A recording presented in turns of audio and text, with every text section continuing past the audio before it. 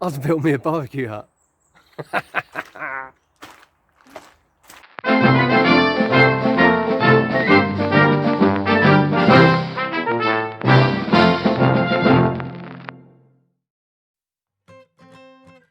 Check it out, my very own barbecue hut. Now obviously you're on this channel because you want to know how I made it. Well, it's quite simple. All you have to do is watch the whole entire of the video. Don't forget to like and subscribe to the channel as well, so obviously more interesting fun stuff be coming up. But straight to the point, you're here to watch me how to build this, so you can therefore build one yourself. First, we must start with the base. This is a picture or a plan which I need to follow precisely, because this is going to be supporting my barbecue hut. Now I need to place some pegs, which I'm going to use out of concrete, in these locations on every point, and then I'm going to put 3 in the middle there and 1 there, just to make sure we've got proper support. Now as I said, I need to follow these precisely, because if I don't, the supports won't be in the desired locations. So that's what we've got to do. And to do that, to make sure that it's absolutely spot on, and I've got to build a big square to literally go across here. That's basically 5.2 meters, and this measurement here is the shy of 2 meters. So I have to build a square pretty much that size, so I know these will be precisely where I need them to be at the point of construction. Right, now let's get on with building the square. And this material which I'm sitting on, or rather me and Jacob sitting on, is going to be the materials we're going to use to build the subframe. But at the same time, we can also use this stuff to build the square. So that's what I'm going to do.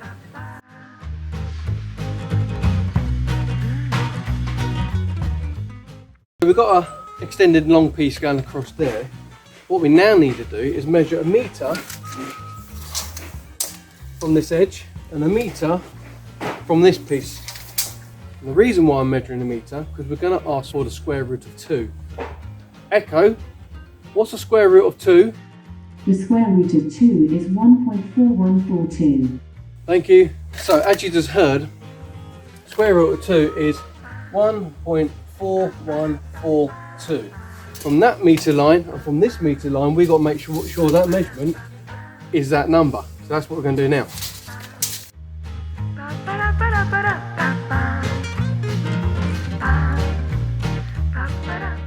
Now the square's been built, I'm going to now use that square to work out my right angle of this section, and if it's long enough, hopefully that one. But once I've worked this out, I'll then be able to use that to work out where the other's got to go.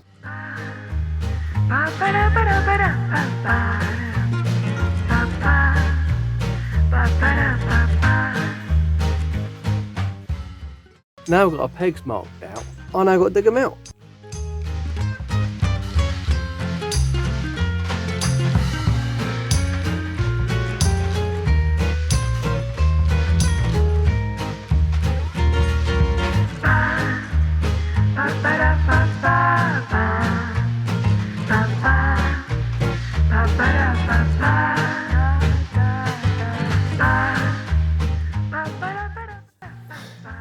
Those are done.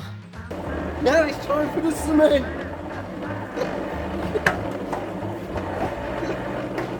Now when it comes to making a concrete or cement mix, the best recipe I always find is the 4-to-1 mix.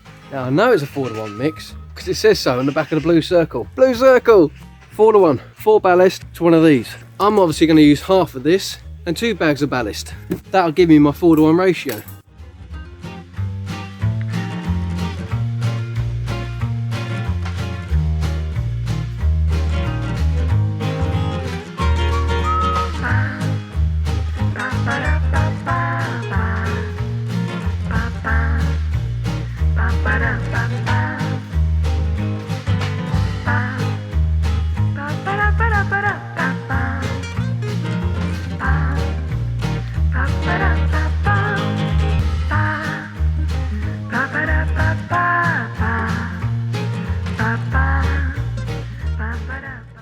We're finished with the square. Now it's time to fill in the holes. Now we've got to cut these down. Now the situation which I have is this is only 3 inches by 3 inches or thereabout. Where these 2 bits of wood are sitting are the angles of where they all sit on top of the beams. Now as you see, this wood is barely the same thickness as the beam. Now if I sort of try and cut an angle off each beam, so I've got both beams sitting on there won't be enough surface area to support these beams. So what I'm going to do, I've got some bigger bit of wood here. I'm going to cut this square, so hopefully I'll have a 6 inch by 6 inch surface area which I can sit on top of that. But also I've got to bear in mind, I don't want this no higher than 4 inches off the ground. I've got to measure that, measure the thickness of this, measure the thickness of this, calculate it to the height of that, and then cut it off. First we're going to cut these. Base plate cut, that'll go in there, that'll go there. As you can see, there's a lot more surface area to be sat on. So likewise for there. So that's the reason why we're doing it. So now we've got our height. All we have to do is find our highest point on all the pegs, take our first measurement from there, and then take all the other measurements off from that point. So that's what we're doing now.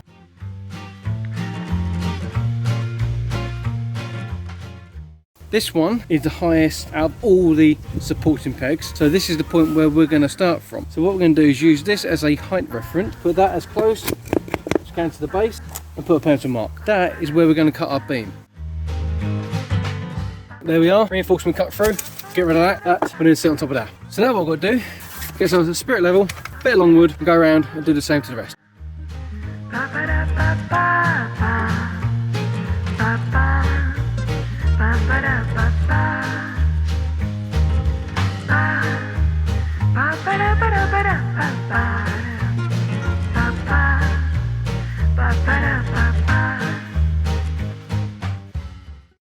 So now that we've increased our surface area, we've now got to cut these beams down the sides. Before we do that, we'll make sure we know we've got to cut them first. Now, ideally, we want them to overlap.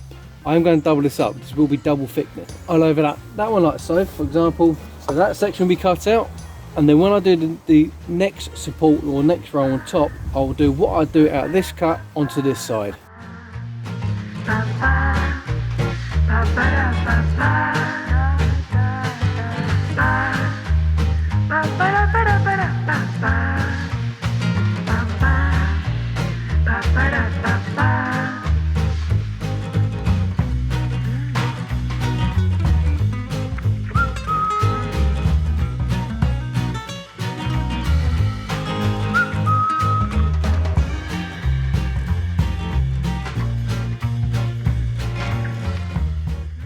Right, so now we're building the second level after we made sure that everything's all nice and square and the correct angles are where they should be. We are now going to build our second layer. To prevent any weak spots, i.e. like getting another piece of wood, sticking it directly over the top, what we're going to do is get the shape which we have here, mimic it on there. And how I've got that shape was I placed that like so, and penciled marked it out, which then gave me that shape there. So I'm just simply going to do the reverse. I'll be putting that piece there, that bit on top, pencil marking. This bit will then be removed, which will give us complete opposite of that cut. By doing that means that we don't have all the joints in the same area, and it kind of makes things a little bit more structural. So now we're going to get on with doing that.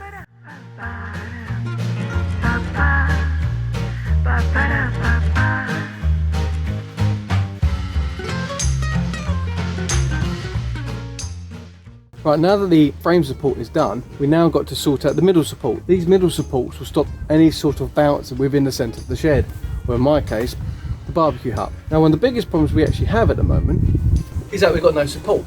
And how we actually get around that is by using one of these.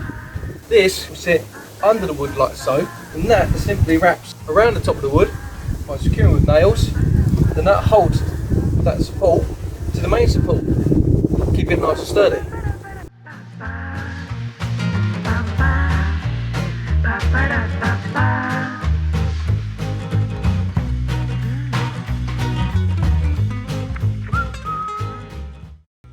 Now that we have completed the frame, best thing to do is always put a coat of preservative on it. Now, even though this stuff is actually pressure treated and it should last for a period of time, it's always wise just to give it another coat of protection, because at the end of the day you don't really want to be taking this thing apart in a couple of years time to repair it because you didn't do the simple thing as put a protective coating on it. So that's what I'll be doing now.